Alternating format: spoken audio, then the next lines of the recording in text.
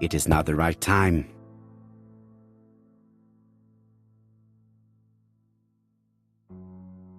It is not the right time.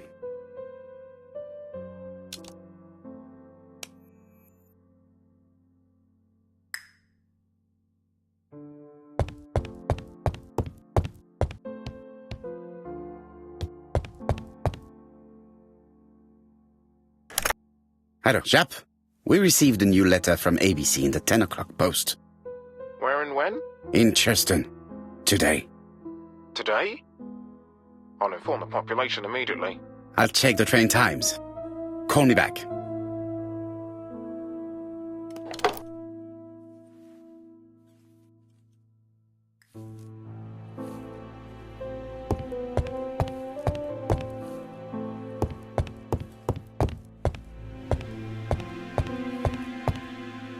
Hastings, what you are doing is an absolute disaster. That is no way to pack suitcases. Heavens, we must hurry! We have to get to Churston before the murder!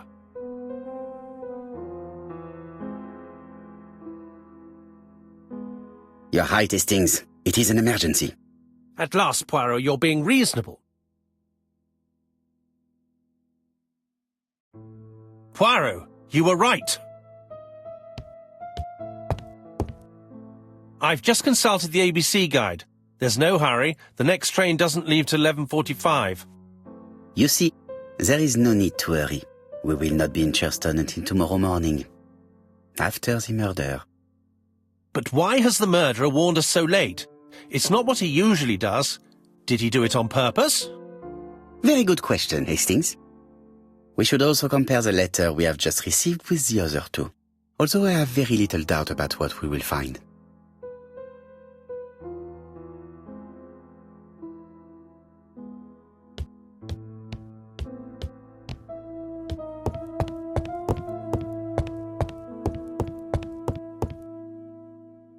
It is not a good time.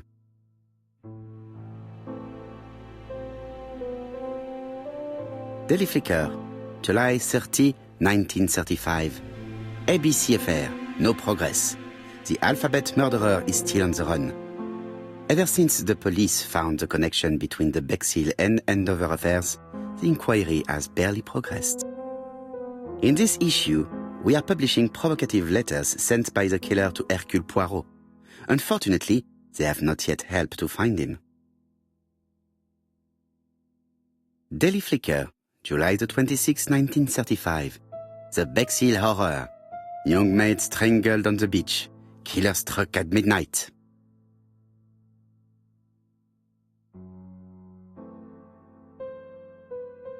I do not need to make a telephone call at the moment. It is not a good...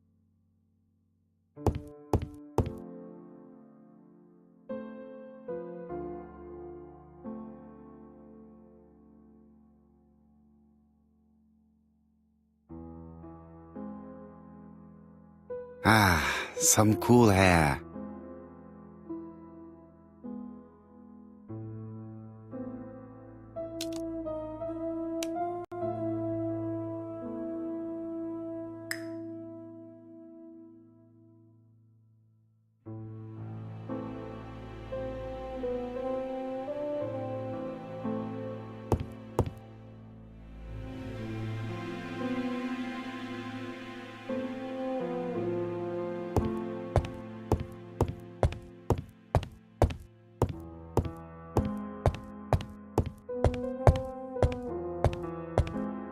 Hastings, it would appear that you are getting slightly thin on top. Really? I hadn't noticed.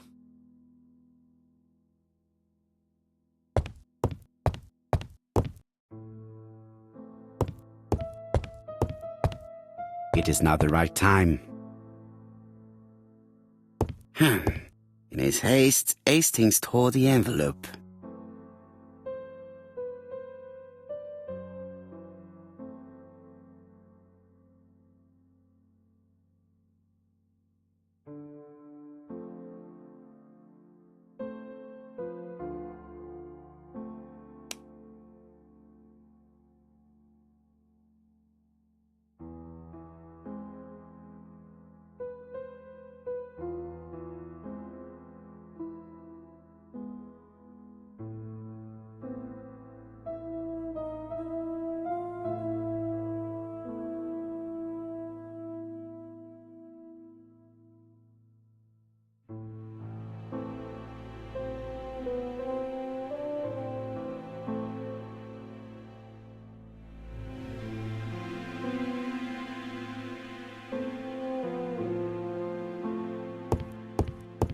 Mon ami, it is a pleasure to be working with you again.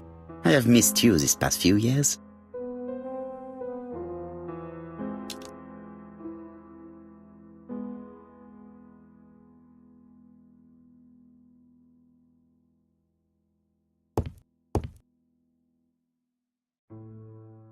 Poor Mr. Poirot. Not so good at these little criminal matters as you thought yourself, are you?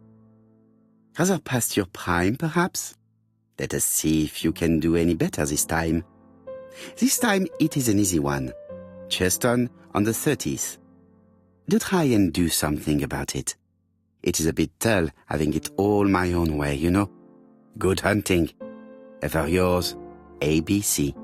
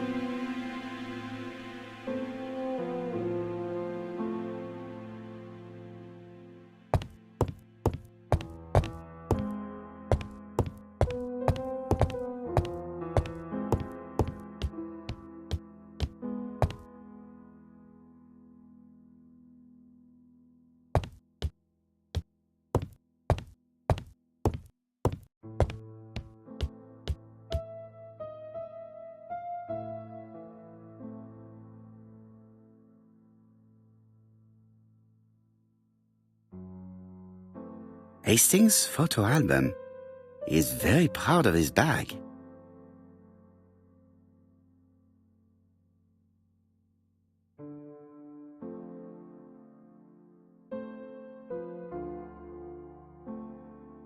We've missed the 6:45 train, but we have plenty of time to catch the night train.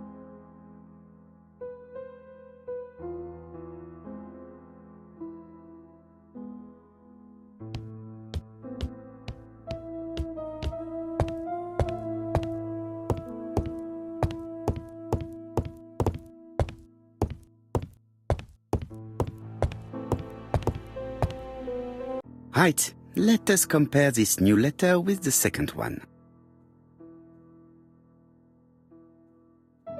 Let us examine this more closely.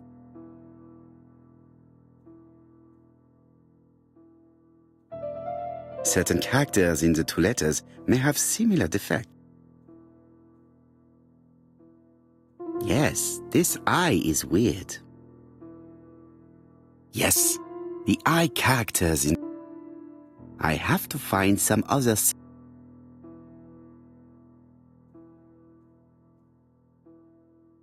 Yes, the A...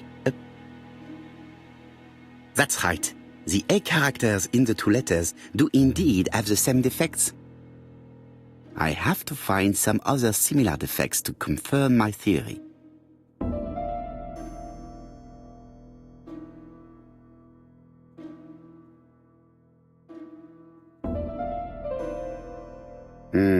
The W is not printed properly.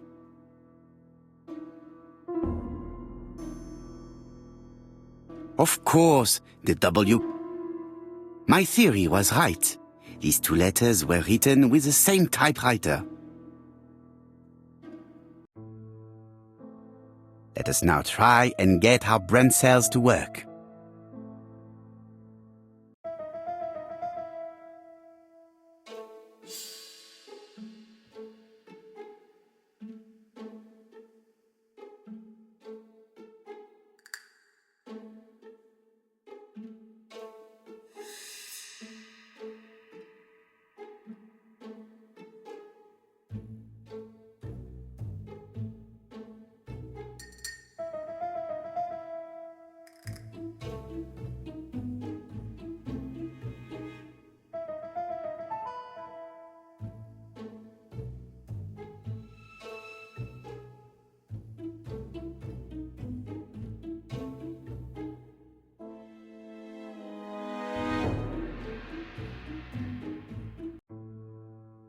The letter should have arrived in time. The postmark shows that it was sent 3 days ago. However, our man made a mistake in the address, which explains the delay.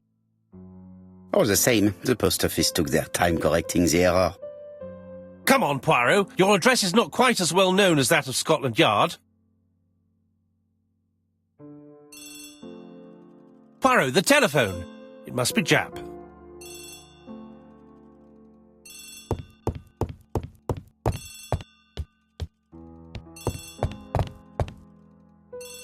My theory was right. I have some news from Churchton. Bad news, I'm afraid. Sir Carmichael Clark was murdered while out on his evening walk. Sir Carmichael Clark. The name is familiar to me. He was a famous throat specialist, one of the best in London. A wealthy man, he retired to Combside, a beautiful house by the sea. He collected antiques. Are you going there? Yes, let's meet on the train.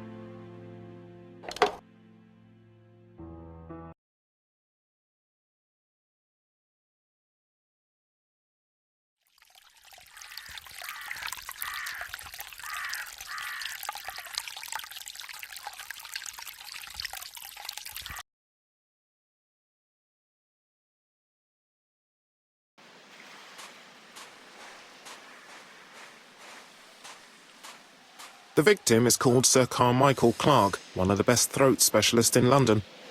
The body was still warm when we found it. If we'd been warned earlier, we definitely could have saved him. It appears that the murderer made a mistake when he wrote his letter. A mistake? Lucky for him. And what if he did it on purpose? No. He's defined his madcap rules and he's sticking to them. It's a matter of pride for him. Shall we go up to the house, Poirot? You go, my friends.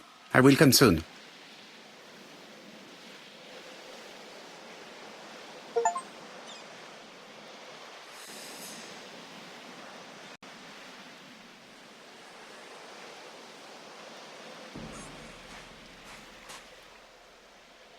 Jap has emptied the victim's pockets and has laid out their contents on this piece of wax cloth.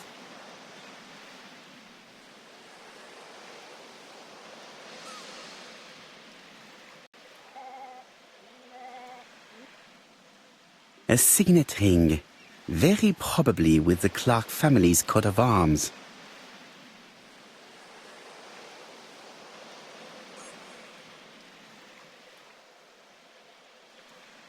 It is pointless.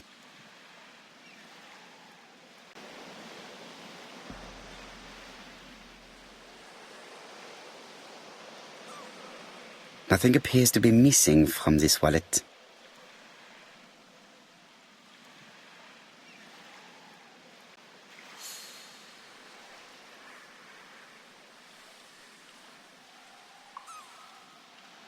An Oriental dragon. It's an old piece, much older than a pocket watch from...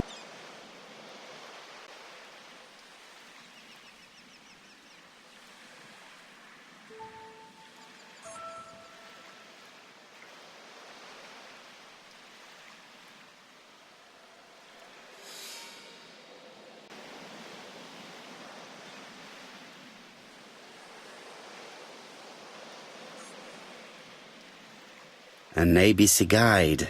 The murderer's customary signature, covered in blood this time.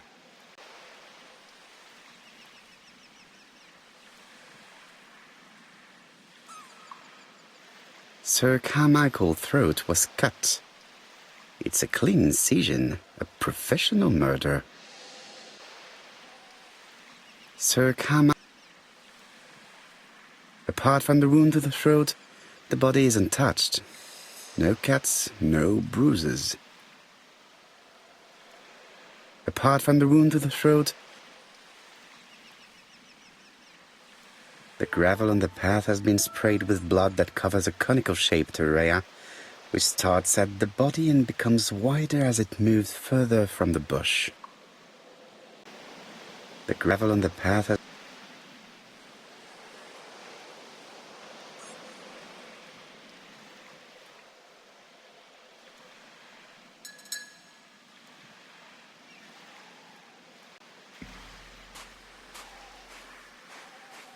The body is just in front of a bush. One of the only bushes in the surrounding area.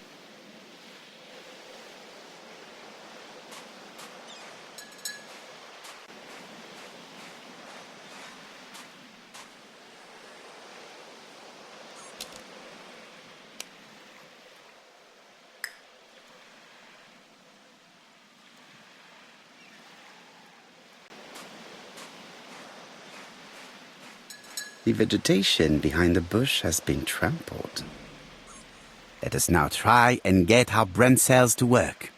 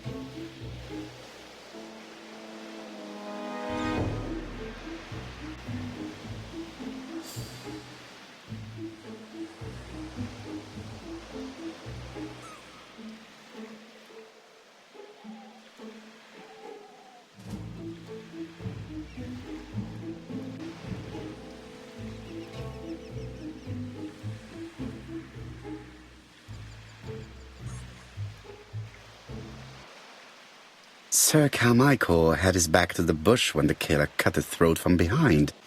A fatal blow that sprayed blood over a range of more than 1 meter. Let us now try and get our brain cells to work.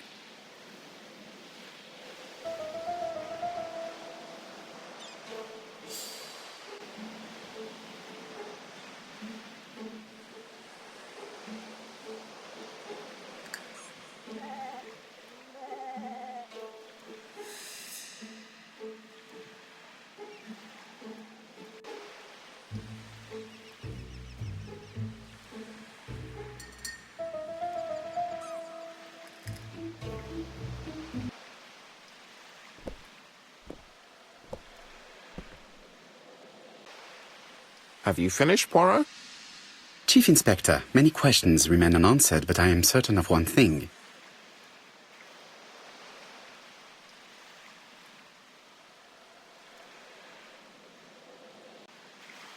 The killer is a daring opportunist. He met Sir Carmichael at nightfall on this deserted path and took advantage of the situation. Impossible. You forget the trampled grass behind the bush. Ah, c'est vrai. It proved that he was waiting for his victim. Quite right. He must have known Sir Carmichael's movements well to plan such an attack.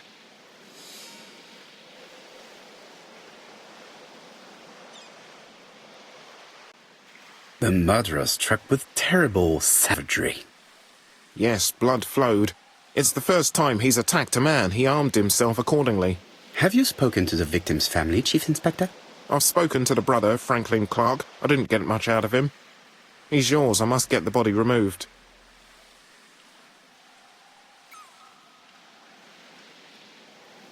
I had better go up to campsite.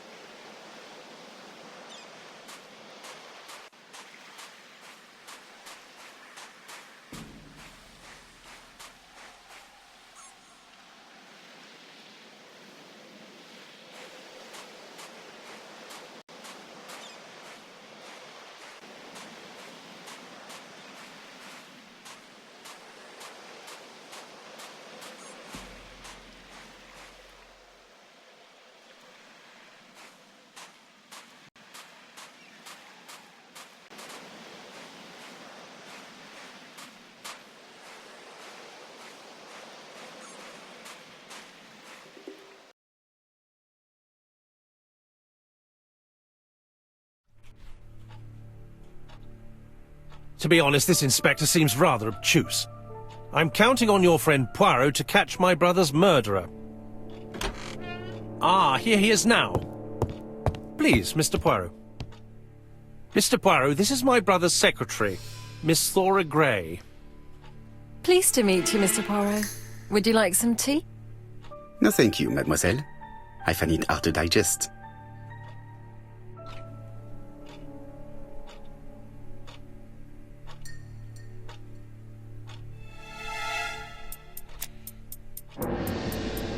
There is something very viril about him.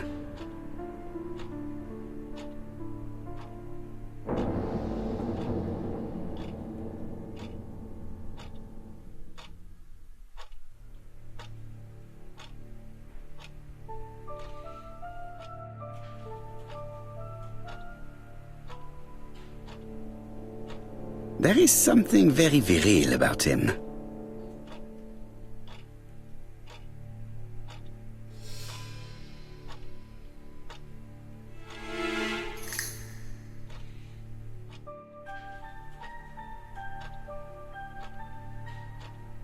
Franklin Clark is an adventurer, the sort of man that women like.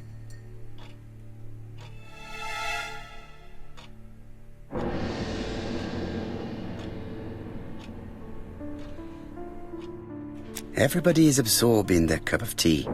Let us take advantage of the opportunity to observe them discreetly.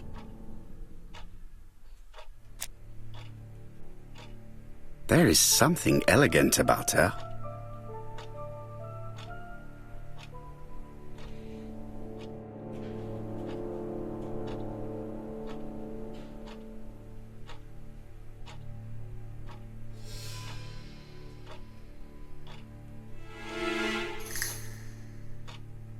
She has good taste, except perhaps in her choice of jewelry. Please excuse me, I have to take care of Lady Clark.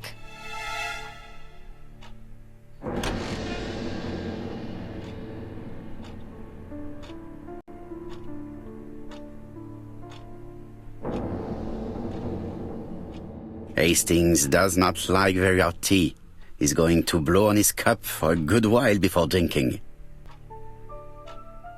Hastings does not like very hot tea. My brother's wife is gravely ill. You will probably want to question her, but I fear that it won't be possible today.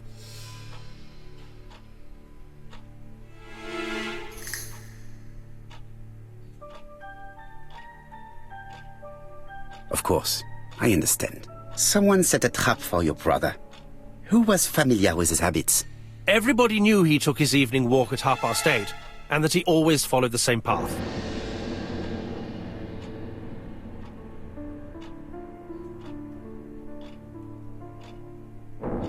And did people of the village know Sir Carmichael's habits? I don't know. It's possible. What were you doing last night? After dinner, I went to my bedroom.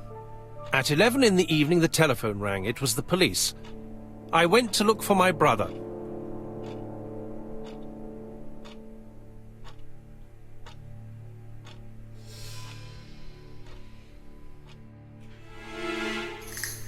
Was it a dark night? It was a new moon. I took a lantern. So it was you who found the body? Yes, along with the gardener.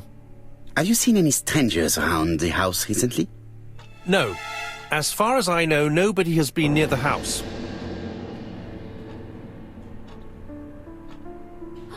Miss Clark. Oh, Lady Clark must have fallen from her chair. I have to help Miss Grey get her up. Hastings, while our host is gone, let's examine the drawing room. But, Poirot, a gentleman shouldn't... I take full responsibility. All you have to do is to leave the drawing room door ajar and let me know if anyone is coming.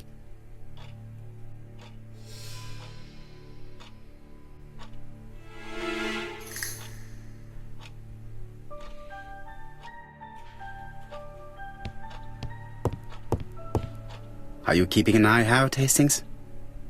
Yes, yes. Come on, be quick, Poirot. It would be embarrassing if we got caught.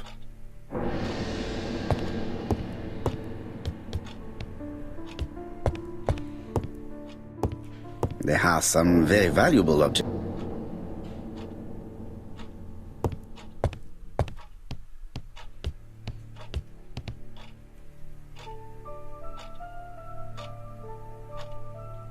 It is an emperor. His place at the center of the table is probably symbolic.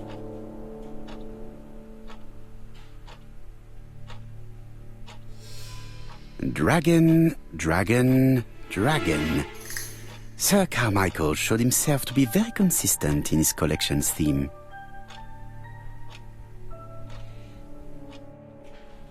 A dragon.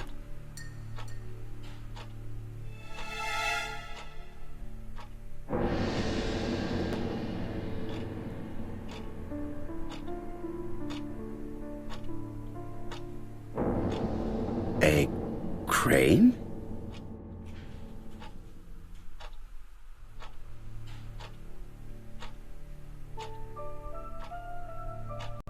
A turtle.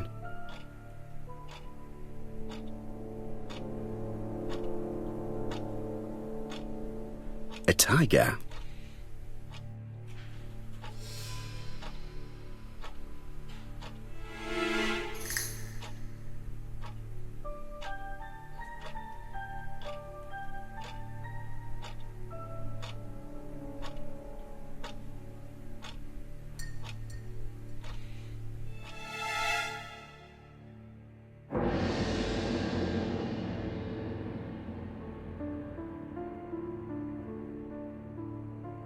Comside's private collection, purchases since 1920. The catalogue for Sir Carmichael Clark's collection.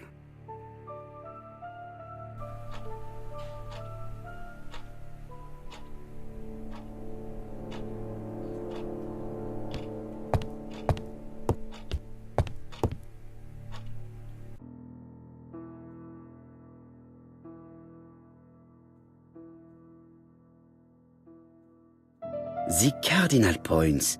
This book could maybe help me. Each cardinal point is associated with one animal and one color. In the middle sits the imperial dragon, and out of respect, all the others are turned towards him.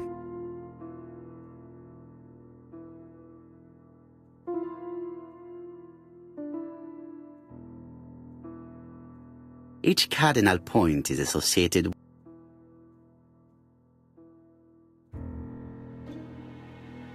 turtle, the dragon, the crane, and the tiger. I think I've already seen this motif somewhere.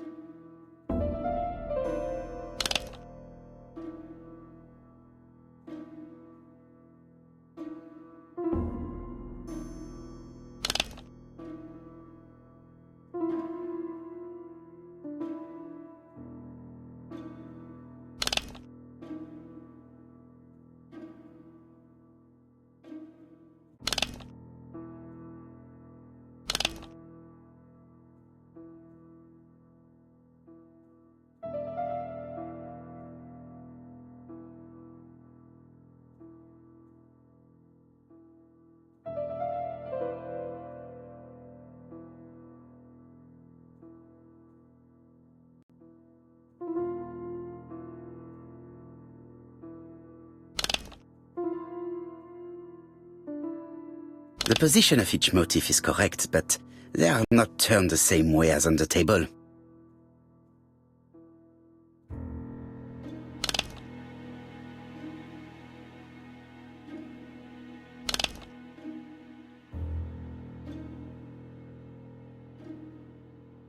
The position of each motif is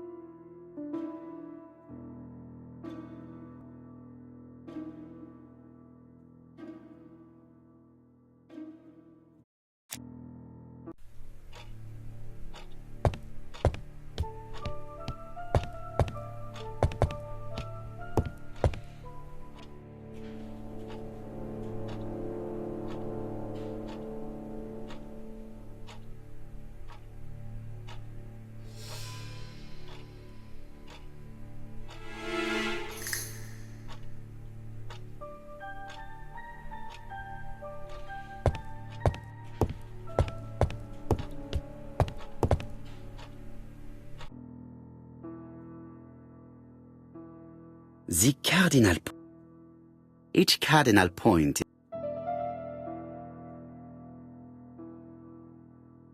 Turtle, the dragon, the crane and the tiger. I think I've already seen this motif somewhere.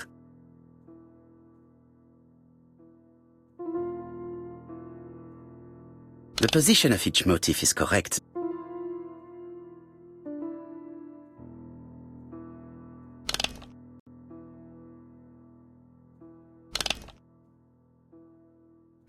The position of each motif is correct, but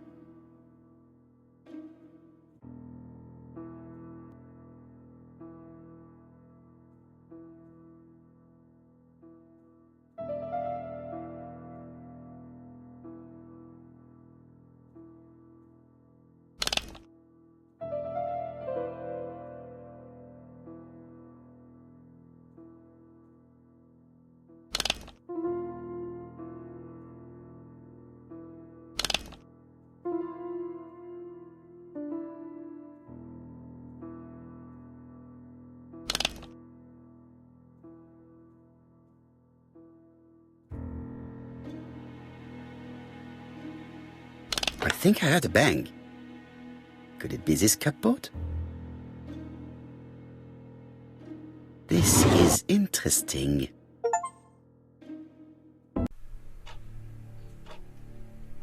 These daggers are only ceremonial weapons. I do not think that the crime weapon is here.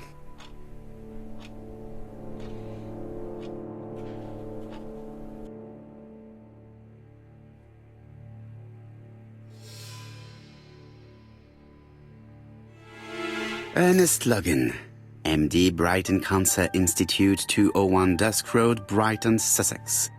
To Sir Carmichael Clark, MD, Comside Churton, Devon.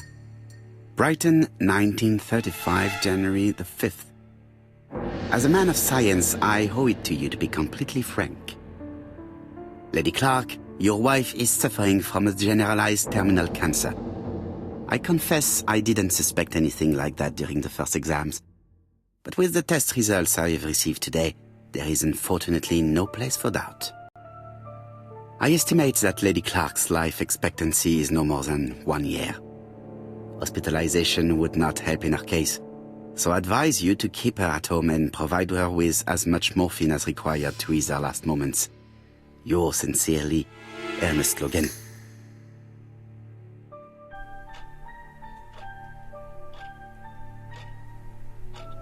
Here's Miss Gray.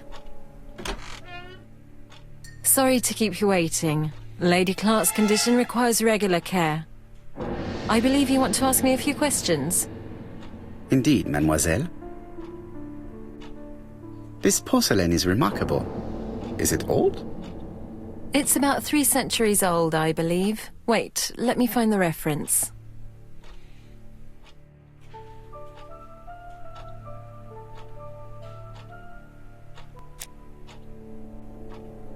She appears to be very flustered.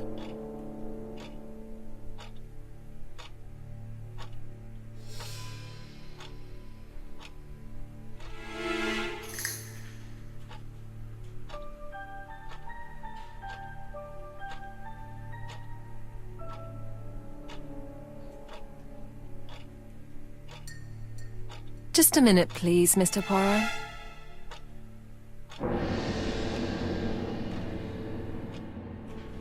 She's unable to hide her emotion, and her makeup has been disturbed. I think that this young woman has just been kissed.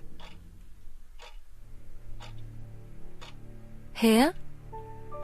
Teapot with black dragon, Gangxi period, end of the 17th century. It is a rare piece with unusual colours. You have a good knowledge of art history. Acquired while working with Sir Carmichael. I used to help him manage his collection and choose his new acquisitions.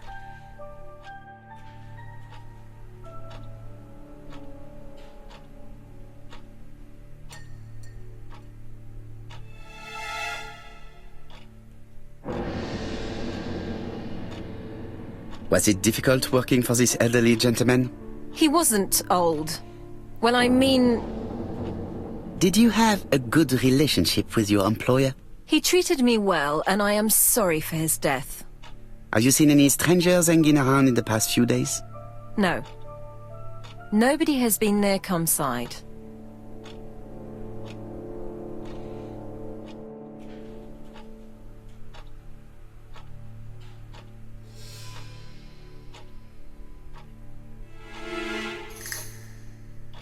What were you doing yesterday evening at the time of the murder? I was sleeping.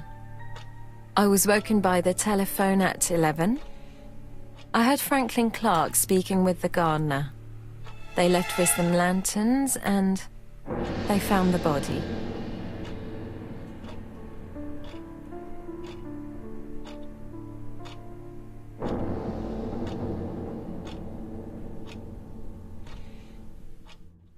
Why do you hate Franklin Clark? But why would I hate him?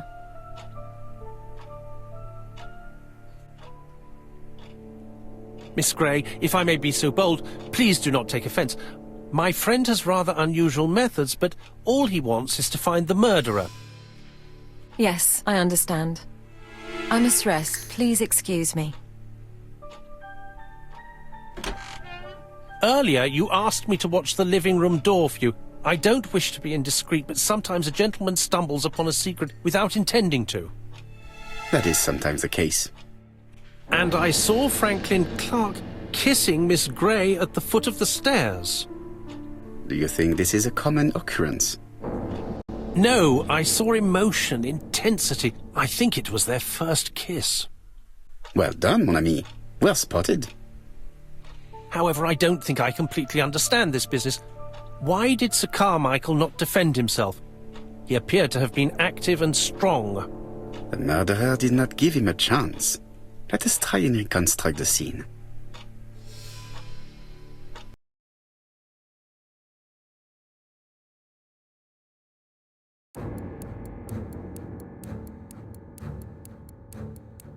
Sir Clark is taking his customary walk. Our killer is hiding behind a bush.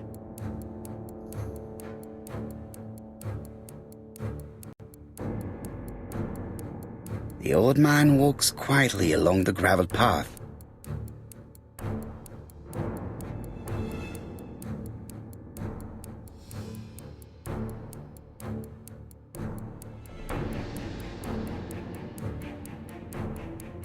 Sir Clark sees a shadow.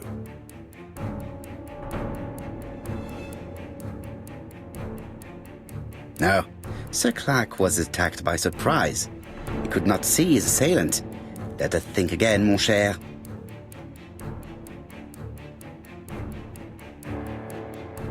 Sir Clark is taking his customary walk. Our killer is hiding behind a bush. The old man walks quietly along the gravel path.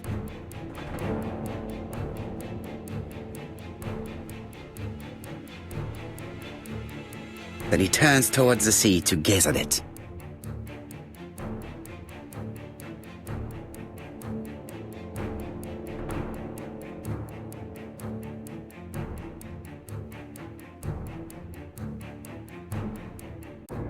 The killer leaves his hiding place on the left-hand side. He walks over the gravel on the path. The noise alerts Sir Clark, who turns around. No, Sir Clark was attacked by surprise. He could not see his assailant. Let us think again, mon cher.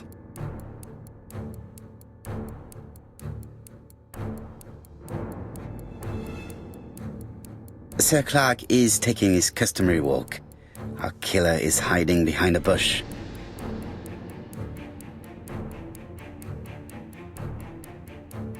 The old man walks quietly along the gravel path.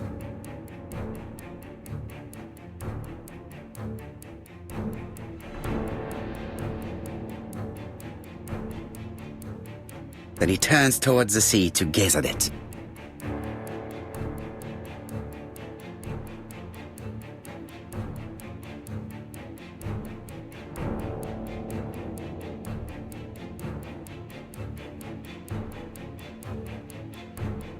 The killer leaves his hiding place on the right-hand side. He approaches silently over the grass.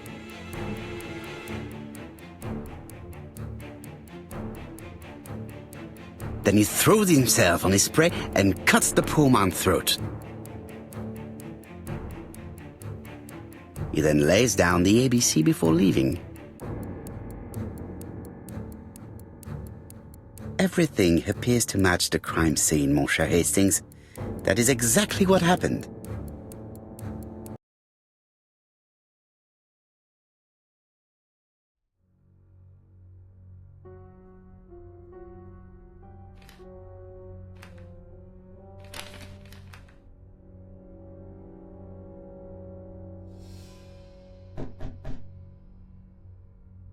Oh, just a minute. I'm getting dressed.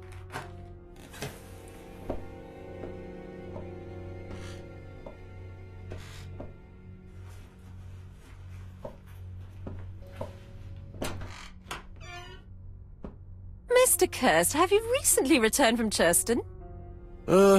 Yes. Indeed I have. Have you seen the papers? And to think that you might have rubbed shoulders with the killer. Imagine that. Mr. Kirst, are you all right? You don't seem well. My apologies. My throat is burning and my head feels heavy. It's ever since the war, you know. Since my injury, my head has never been the same.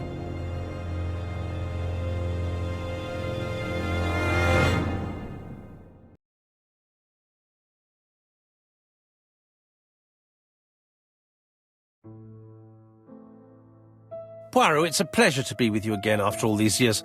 I looked for a gift to thank you, and I found this propelling pencil.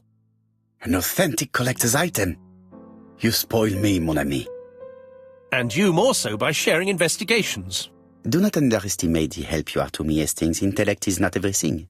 There is also goodwill, and you are not short of that. Later, I will ask you to help me tidy up the room and bring some chairs. Our guest will be here soon. Ah, is Thora Grey coming? Naturally. She is a fascinating young woman, n'est-ce pas? Oh, come on, Poirot. I'm a married man. And Miss Grey has already been courted by Franklin Clark. Poirot, our guests will be here soon. We must prepare ourselves.